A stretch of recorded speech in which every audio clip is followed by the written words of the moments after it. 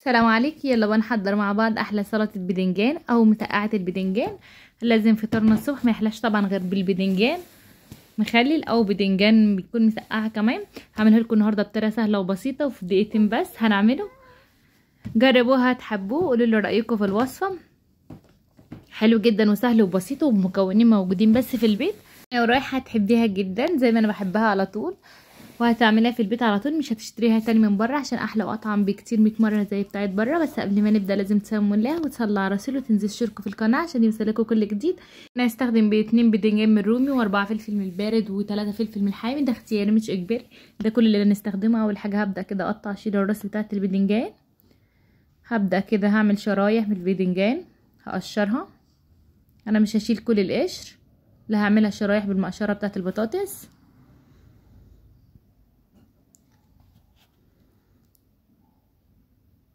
اللي حابب يقشرها كله برضو ماشي. هبدأ كده اقطعها مكعبات صغيرة زي مكعبات البطاطس.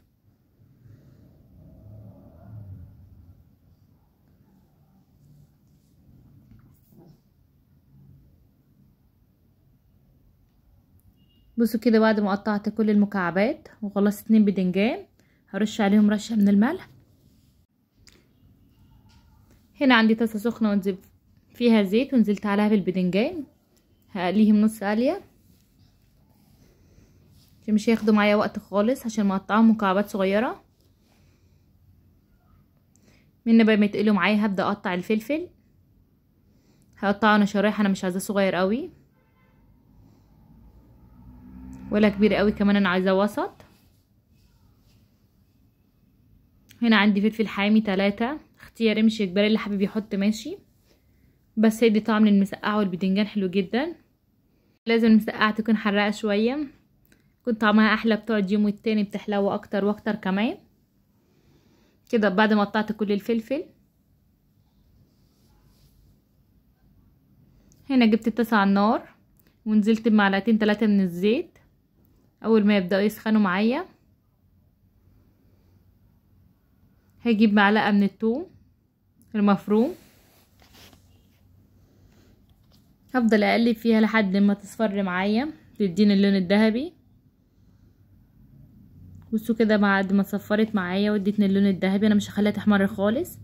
هنزل اول حاجه بالفلفل عليها، هقلبه كله في بعضه الاول لحد ما الفلفل كله يدبل معايا ويحمر كمان. تقلبتين 3 مش اكتر. هنا عندي جبت 4 طماطم فرمهم كويس في الخلاط. اللي ما عندوش طماطم ممكن يحط معلقتين من الصلصه عادي خالص، بس انا هنا مستخدمه طماطم فريش احلى واطعم بكتير من الصلصه بالذات في المسقعه. المسقعه بتحب الطماطم الفريش اكتر. هنا عندي معلقه من الفلفل الاسود،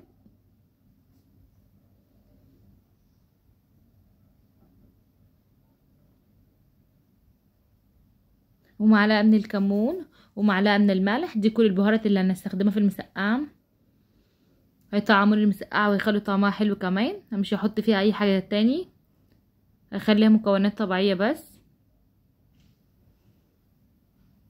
كده. اسيبهم لحد ما يسبكوا معايا. بصوا كده اول ما يسبكوا معايا ويشربوا كل الميه بتاعه الطماطم هنزل هنا بالبدنجان والفلفل اللي قليتهم.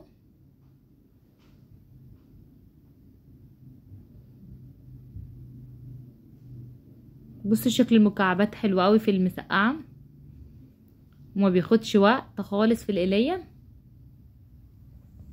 هفضل اقلبهم كده. انا طفيت النار خلاص، اول ما بنزل على المسقعه بطفي النار على طول. قلبتهم كده وخلصت تقليب مع بعض، منسيبش النار عليهم تاني. هنا جبت طبق تقديم وهنزل بمسقعه البدنجان اللي انا عملتها. حلوه وسريعه جدا وطعمها وريحتها ممكن تقعد يومين 3 او اسبوع في التلاجة، بيبقى طعمها احلى واحلى. حلو جدا في دقيقتين بس هتعمليها زي ما انا عملتها كده. دوقوها وجربوها تحبوها جدا. طبعا محلاش فطارنا غير بالبدنجان الصبح زي ما قلت لكم، مخلل او مسقعه او بابا غنوج كمان هعمله معاكم ان شاء الله في الفيديو الجاي. وبس كده خلصنا الفيديو. يا رب الفيديو كان عجبكم وسلطة البدنجان عجبتكم او المسقعة عجبتكم. في ناس بتسميها كده وفي ناس بتسميها كده. عايزة بقى لايك حلو وكومنت احلى تقولوا رأيكم فيهم.